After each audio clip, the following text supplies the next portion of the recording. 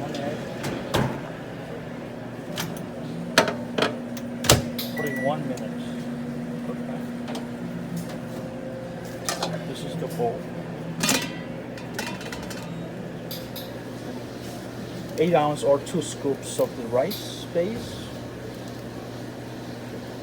Okay. Nicely flat it out.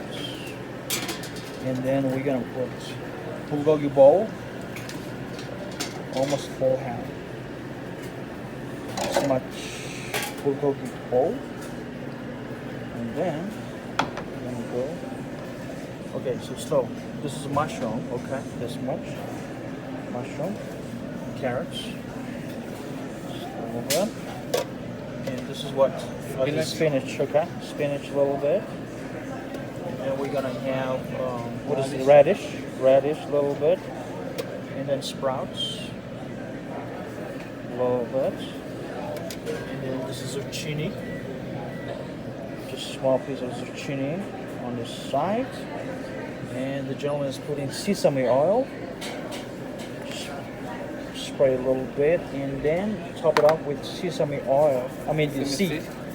Sesame seed, and then we want to go back and get the egg.